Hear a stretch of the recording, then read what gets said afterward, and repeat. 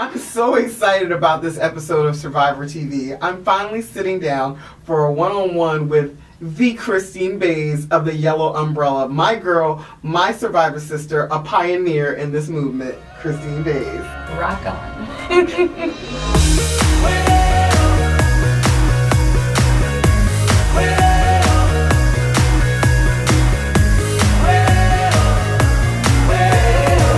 That's what I think is really cool, is that I have such a wide range of people to talk to, you know, because there is a message for everybody. There's a message for the older woman, you know. It's like, okay, if you're over 30, get the HPV test, you know. For young women, it's like, all right, make sure you're getting your PAP. And, you know, now for girls and young women, it's the HPV vaccine.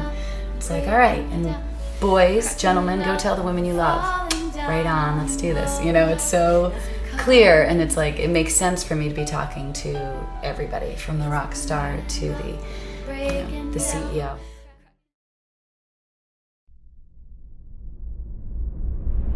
Christine, welcome to Survivor TV. Yo, girlfriend, it's about time. So I'm excited to really sit down and talk with you. Of course, I know your story. I mean, we are friends. Forever. So we keep up with each other. And I just really want to, I've done it before, but really publicly thank you for being so open, for being not only my Survivor sister, but my friend. When I was diagnosed with cervical cancer, don't you cry. I There's know, no crying yet. That's so true. When I was diagnosed with cervical cancer at age 25 in 2001, I felt like a leper. I was so embarrassed. I was afraid of what people would say to me, and then Dr. Archie Blyer told me about you and Pop Smear and connected us, and He's the coolest. he is, and I'm so thankful to him just for everything he's done for the young adult cancer community, but just for connecting us, because I felt alone. Life changer for me as well. Yeah, so I really want to just jump right in there and talk about you, your story, and your journey. So tell me about your story. You know, it's, for as many times as I've told my story at this point, it's still very surreal for me to be like, yeah, there I was just doing my life, like 13 normal pap smears, happily married, rocking and rolling with my band, had a great day gig as a therapist, and then I had my first abnormal pap, and then, you know, a phone call saying, all right, come on back, and then hearing all these words, you know, about dysplasia and colposcopy and things, and I'm like, all right, what's going on? And I really, like, as proactive as I was about going to the test every year and doing what I could, I did not know what the pap test was for. I had no idea about HPV. It's just something you would do. Absolutely. My mom's a nurse, my grandmother, and my family is just very proactive in that way. So I always did the right thing. And then it was like, it literally, I still can't believe how life-altering, like, April 18th was of 2000. And that's the day that instead of going to an appointment, I got a phone call at 8:15 confirming an appointment with a different doctor for later that day. And I'm like, I don't know that doc. Turns out they were booking me for a gynecologic oncologist at the North Shore Cancer Center. And you're like, what? And I'm like, what the heck does that mean? I have cancer? I didn't feel sick. You know what I mean? I was rocking my life. And that phone call, when I hung up and I looked at my husband at the time and I said, Robert, I have cancer.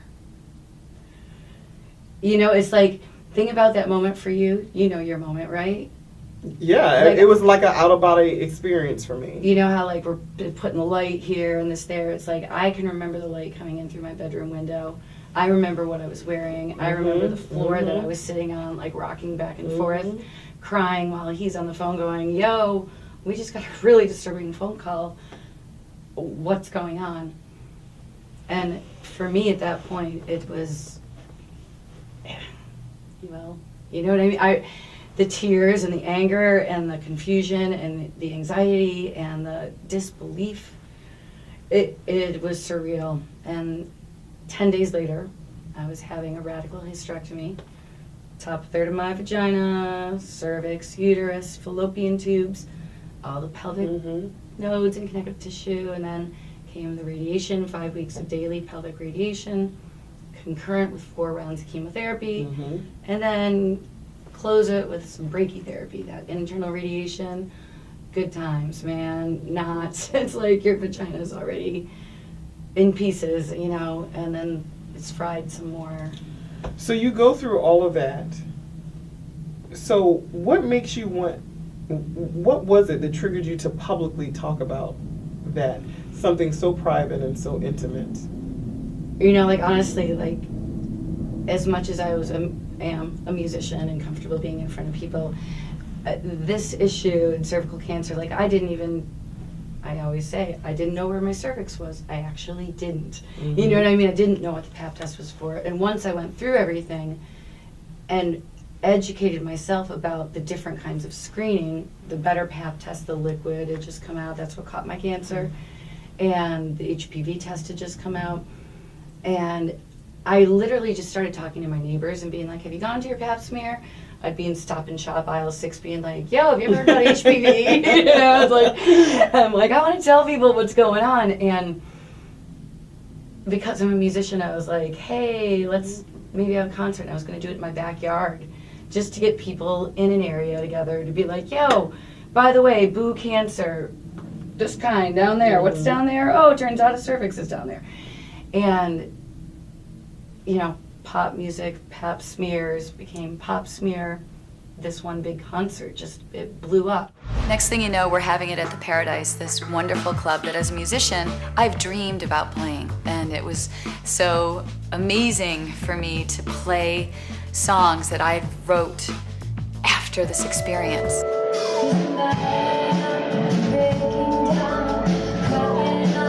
I mean, I'm just one girl with one story. I love music, I love life, and all of a sudden I was threatened with not having it. I was told, made a eunuch, never have a baby. It's like, why am I still here? I never wanted to be an executive director of a nonprofit organization, you know what I mean? I'm not a business girl. I just got cancer, and then I decided to speak out because there are things that women can do. Like, this is a cancer that, you know, even back then when I was diagnosed in 2000, by 2002, when I started first at Pap smear, the HPV test had come out. And that was brand spanking new. And I was like, that's a cool thing. Everybody's got to use the new stuff because it's better. And the way that people responded when guys would write on their hand HPV and they'd make sure that they're, you know, they're going to go home and talk to their mom or their daughter or their sister.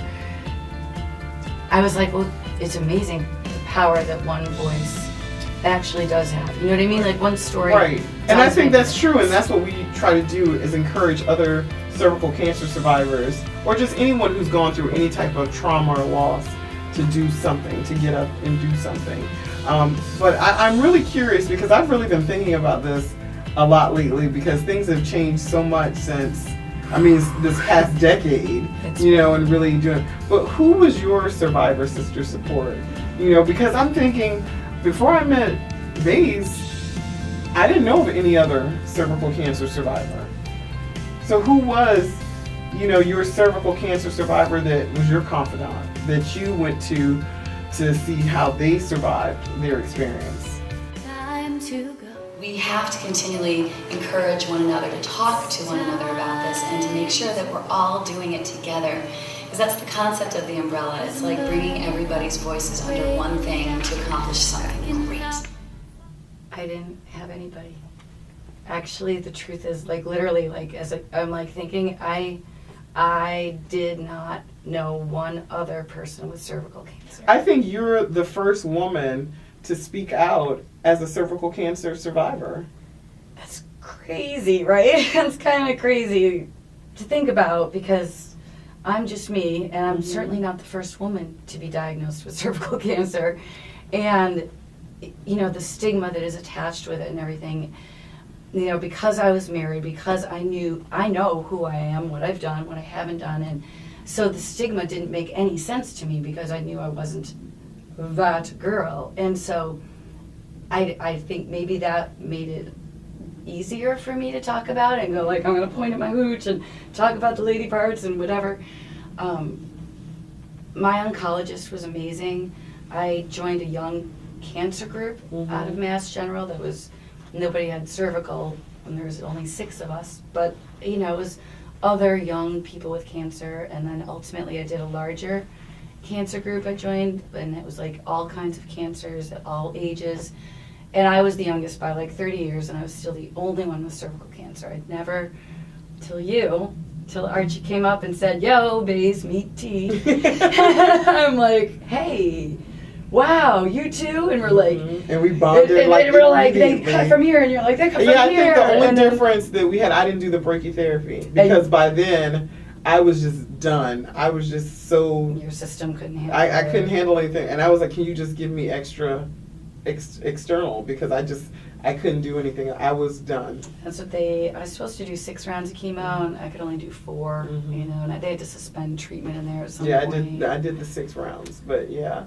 I mean, I think that's what it was, having someone like, okay, she's gone through this, she survived, and wow, she's telling her story. Because the truth is, when I was diagnosed with cervical cancer, I didn't go into this thinking, yeah, I'm going to beat this thing and I'm going to become an advocate. I'm going to tell my story. Heck no, you're just like lying on the hospital bed or like puking. It took me, 2 years to really, like I told my friends, and like you said, maybe someone in the grocery store or whatever, but to really talk about it like that, I didn't want to be judged. I didn't want people to judge me. I didn't want them to think certain things. Because I had people who were close to me that said some really effed up things to me about it. Absolutely. And shamed me into not. And I remember just seeing, nobody's talking about cervical cancer. Am I the only person that has cervical cancer? Then I'm like, I meet Christine. So here's another person who got cervical cancer. And why aren't people talking about it? Yeah. And getting really pissed off about it and wanting to do something?